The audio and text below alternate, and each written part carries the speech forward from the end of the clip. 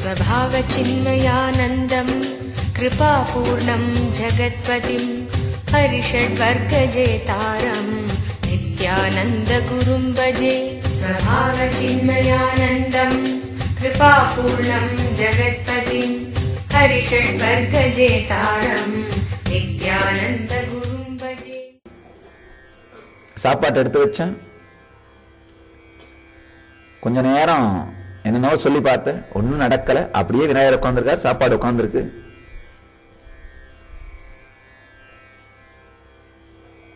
நான் என்ன பண்ணேன், எங்க வீட்டுல எந்த அட்மாஸ்பியர் வளர்றோமோ அதுதானே வரும். வீட்டுல ஒரு அம்மா, வயசான அம்மா இருக்கும், ஒரு பாட்டி. அது எப்ப பார்த்தாலும் என்ன பண்ணும், யாராவது சாப்பிடலன்னா உன்னை கிணத்துல போட்டுருவேன் பயமுறுத்தும். வீட்டுல நிறைய பிள்ளைங்க, அப்பாவோட பெரியப்பாவோட நிறைய பிள்ளைங்க இருக்கும். நம்ம வயசான ஒரு பாட்டி அது என்ன பண்ணும், யாராவது சாப்பிடலன்னா உன்னை எடுத்து கிணத்துல போட்டுருவேன்னு பயமுறுத்தும். அதே மனமைப்பு தான் நமக்கு வரும். நான் உடனே என்ன பண்ண, நானும் அதே மாதிரி என்ன பண்ண, விநாயகர் இப்ப சாப்பிடலன்னா உன்னை எடுத்து கிணத்துல போட்டுருவேன் அப்படின்னு. அப்பவும் அசையல, போட்டுறதுனே முடிவு பண்ணிட்டேன். முடிவு பண்ணி அதை எடுத்துட்டு கிணத்துக்கு போயிட்டேன். அதுக்கப்புறம் என்ன பண்ண, ஒருவேளை திடீர்னு இந்த நேரத்தில் விநாயகர் நல்ல புத்தி வந்து சாப்பிட ஆரம்பிச்சிட்டாருன்னா என்ன பண்றது? அதை முதல்ல மிரட்டி பார்க்கலாம். ஒருவேளை அவர் நினைச்சிட்டு இருப்பாரு நான் போற்ற மாட்டேன்னு. போற்றவும் வேண்டாம், போட மாட்டேன்னு அவர் காமிக்க வேண்டாம், மிரட்டி பார்க்கலாம் அப்படின்னு சொல்லி என்ன பண்ண, இந்த தண்ணி சேர்ந்த தோண்டி இருக்கும், கிராமங்களெல்லாம் பார்த்துருப்பீங்க நினைக்கிறேன். ஒரு பாத்திரத்துல கயிறு கட்டி அந்த தண்ணி சேர்ந்துவார்கள், ராட்டனம் போட்டு. அந்த தோண்டியில இந்த விநாயகரை வச்சு தண்ணி மட்டம் வரைக்கும் விட்டுட்டு, இப்ப சாப்பிட்டு, இப்ப சாப்பிட்டா கூட நான் வெளியில எடுத்துறேன், ஆனா நீ இப்பவும் சாப்பிட மாட்டேன் கிணத்துல போட்டுருவேன் அப்படின்னு மிரட்டிட்டு இருக்கேன். திடீர்னு நினைப்பு வந்துருச்சு, அதடா தோண்டிய விநாயகர் மட்டும் தான் வச்ச சாப்பாடு இங்க இருக்கு, எப்படா சாப்பிடுவாருன்னு அந்த தோண்டிய வெளியில எடுத்து அந்த சாப்பாட்டை தோண்டிக்குள்ளேயே வச்சு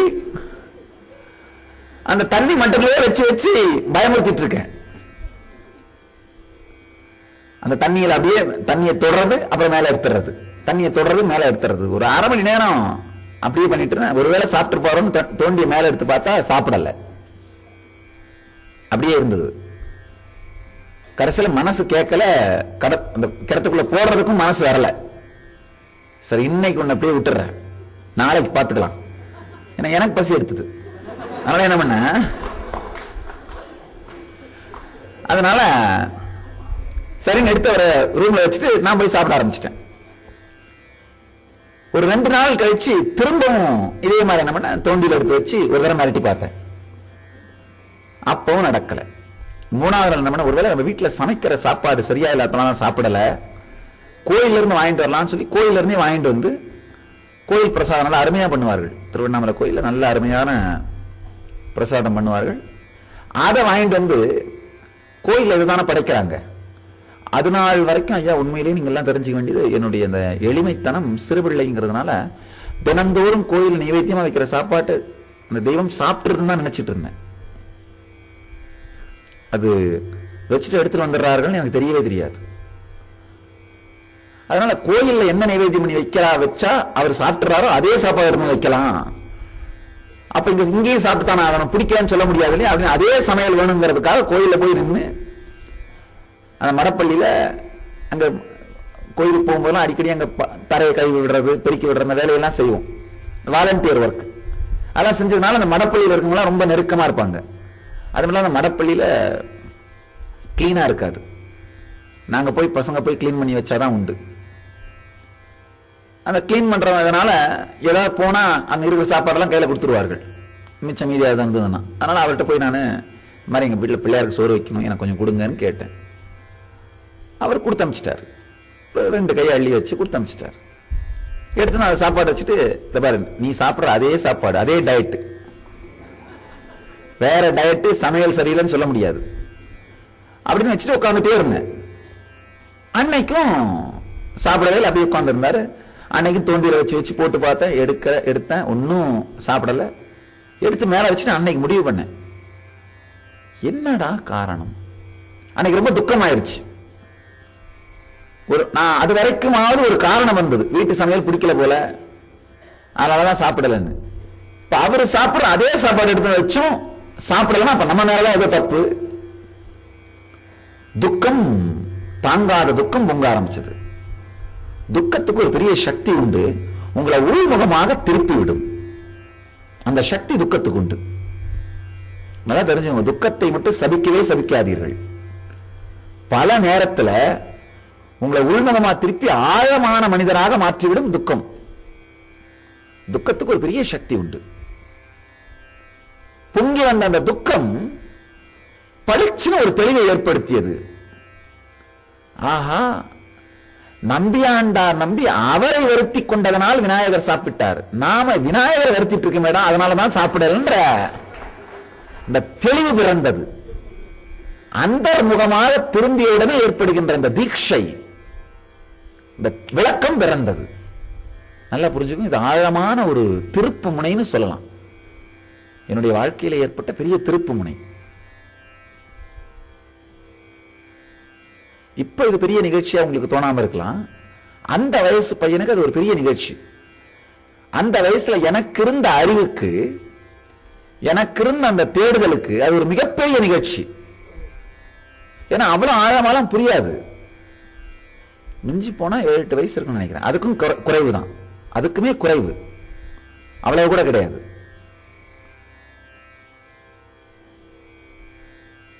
இந்த கோவில்ல போய் சிறுபிள்ளையா விளையாடிட்டு இருக்கிற அந்த பருவம், திடீர்னு ஆஹா, அதான நம்பியாண்டார் நம்பி தன்னை வருத்தி கொண்டார், அதனால விநாயகர் சாப்பிட்டார். நாம என்னன்னா விநாயகரை வருத்துகிறோம், அவரை மிரட்டுகிறோம். அதுதான் தவறுன்னு பளிச்சுன்னு அந்த உள்ளுக்குள்ளே அந்த தெளிவு பிறந்தது. அது பிறந்த உடனே சாமி முடிவு பண்ண, ஆஹா இதுதான் காரணம். சத்தியம் புரிந்தது. அதாவது சத்தியம் புரிந்து விட்டால் அதை கடைபிடிப்பதற்கான ஸ்ரத்தை ஏற்கனவே பில்டப் ஆயிடுச்சு உள்ள.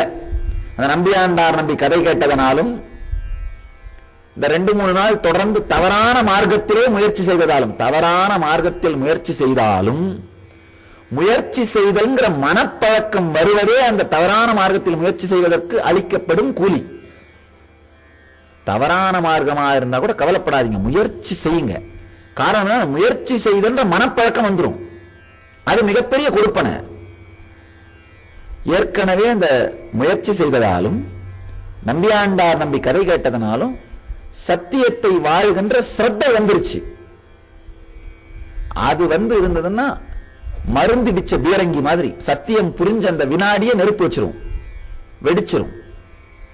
சத்தியம் புரியறது நெருப்பு வைக்கிற மாதிரி.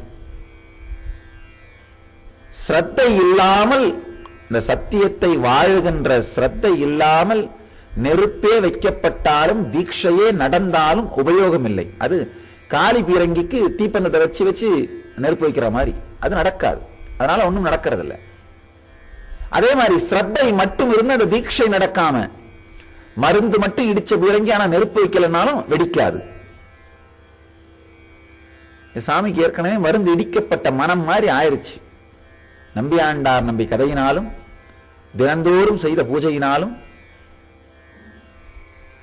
தவறான முறையாக இருந்தாலும் முயற்சி செய்ததனாலும். ரொம்ப அருமையா திருவள்ளுவர் சொல்றாரு, தெய்வத்தால் ஆகாதெனினும் முயற்சி தன் மெய்வருத்த கூலி தரும். இந்த முயற்சி, அதனால மருந்திடிக்கப்பட்ட பீரங்கியை போல தயாராயிருச்சு. இந்த பீரங்கி தயாராயிருச்சு. இந்த புரிதல் நடந்த உடனே அந்த தீட்சை நடந்து விட்டது. உள்முகமாக திரும்பிய உடனேயே பார் முதல் பூதத்தை விட பரம் சத்தியமாக தெரிய துவங்கிவிட்டது.